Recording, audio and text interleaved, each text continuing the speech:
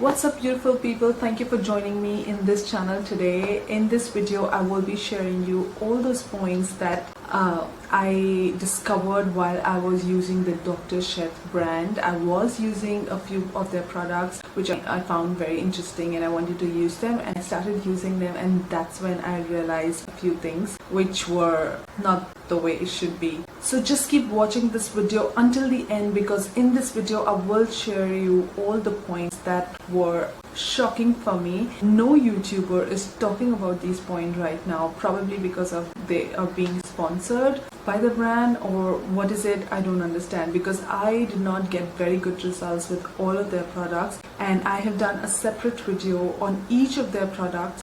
Actually I used 3 products: Miracle Cream, the Extra Gentle Peel, and the Vitamin Glotion. And by the time I was using the Gentle Peel and the Glotion, by the time I reached the Miracle Cream, I had completely given up, and I did not want to use at all the Miracle Cream. That's the reason why the video is not up yet. I'm not even sure if I want to do the video for Miracle Cream, because I'm completely disappointed with this brand. It did not work very well for me. If you want to see those individual videos for the Glotion and Gentle Peel, the link would be here. This would be the Gentle Peel link, and then this would be the Glotion video here. Okay, to start off with, the very first catchy line that they are using highly for their marketing purpose is the one that they say that this skincare product is for Indian skin. It is Indian skin friendly, which this statement is very ambiguous statement and completely marketing driven statement. This statement itself is very gimmicky. At least I find it very gimmicky, because India itself is a very huge country. There are women of different skin issues, places with different kind of climates and weathers. So if you're saying that it is Indian skin friendly, I don't understand what to get it from it, because the female issues, the female skin issues are almost the same across the world. They will have acne, they will have whitehead, blackheads, they could have pigmentation, they could have dark spot, brown spots. You know, these are the issues which are mostly hormonal related, and have found ways where you can fix your what you eat and what you drink, and you can really see a lot of results on your face and on your skin. Of course, skincare does matter in taking care of the external part of skin, and pollution could be a huge reason why probably they are saying that this is skincare is Indian skin specific, but pollution is there in a lot of other countries as well, and a lot of cities in India does not have too much of pollution. So just to say and just to create that emotional thing that this is Indian skin friendly skincare. By the way, I've used products from Japan, I've used extremely good quality products from Korea, and I find them work miraculously on my skin. They are really good products. The only reason why any product can work wonderfully on your skin is the ingredients they use and nothing else. If the ingredient is really clean, the clean ingredients in their product, then the product will work very nice on your skin. Whether it is made in Korea, Japan, China, whether it is made in US, anywhere, whether it is made in India. So the whole sentence which says Indian skin friendly or specifically made for Indian skin is very gimmicky. I would want you to forget this first, and when you're analyzing a skincare brand or product, just forget this market gimmick and then use the product and see how it is doing for yourself. Okay, now another point that they have said is pregnancy safe. Now I can clearly see that they have used phenoxyethanol in a lot of their products. I wouldn't say all of their products, but in a lot of products I can see phenoxyethanol, and phenoxyethanol is that product that gives faint rose kind of a fragrance. Yes, this is the ingredient that is generally used to give that kind of fragrance. With you would notice a lot of brands who are saying that we are paraben free. A lot of time they will use this ingredient in place of paraben.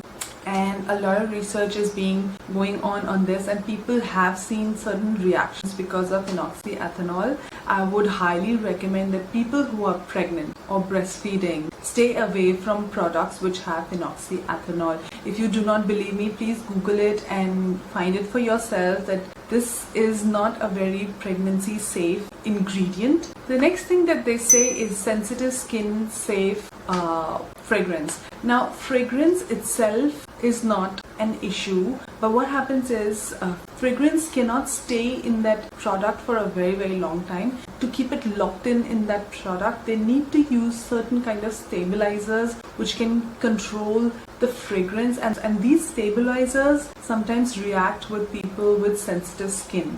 Now, the whole reason why the brands use fragrance is not because they want the product to smell a certain way, but it's generally because they want to subdue or hide a certain fragrance or odor, by the way, to hide it from that product. And so that's the reason why they will introduce a different fragrance so that the odor, you cannot sense that odor. And that's the main idea why people use fragrance. So if you have sensitive skin, and clearly this has fragrance, I don't know, if you have sensitive skin, please do let me know how was it for you. But if I had sensitive skin and I would see products with fragrance, I would definitely avoid using them. But since I don't have sensitive skin, I am able to use product with fragrance, but I generally try to use products without fragrance. That is one of my basic practices, because I want to use products which are cleaner, which are, there's nothing to hide in those products with clean ingredients. Okay, the next point that I want to highlight is I have noticed a lot of breakout when I was using their products. I've also learned from a few people who faced the similar kind of issue, and I went through the ingredient list and figured out what is the reason, why is it being, why is it happening to people, a lot of people, not just people with oily skin, but also with people with dry skin. The reason why it is happening is because paraffin is the number 2 ingredient in some cases, and silicon is also there in the products. Now, silicon, the reason why people use silicon is to give that creamy, smooth texture. So when you apply this product on your skin, instantly will feel like creamy and smooth. Okay. Your primer has a lot of silicon in it. It is silicon based primer, and that is the reason why after you apply primer, yours feels very smooth. Okay, so now a question would come that we are using silicon in primer, then what's the issue with having silicon in skincare brands, skincare product? Now I want to tell you something. When you are applying makeup, you are sure that you have to take out that makeup because you need your skin to breathe.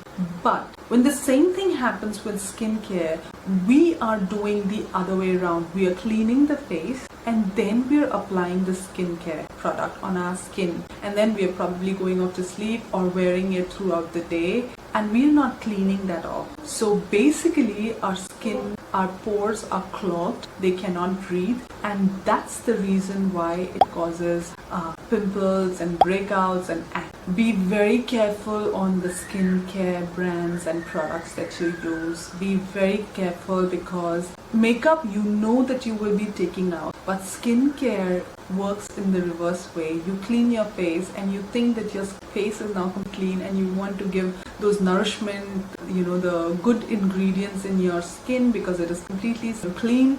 You want to moisturize it, but if you're giving wrong or not so clean ingredient, it's not going to help you. It's only going to make things worse. So I hope I've answered to those people who were facing breakouts after using Dr. Sheth products, which I was also facing. So the two main ingredients which were causing that was paraffin and silicon. Both of these clog the pores and they cause breakouts. Now these were some of the major alarming points for me, but there were still other things that got me very scared of using this brand, because I saw the ingredient list was completely different in different places. The ingredient list on Nykaa was different, the ingredient list on their own website was different, on the product, it was different. In fact, the when they have this thing written as hero active ingredients, or active ingredients, I would not find those ingredients in their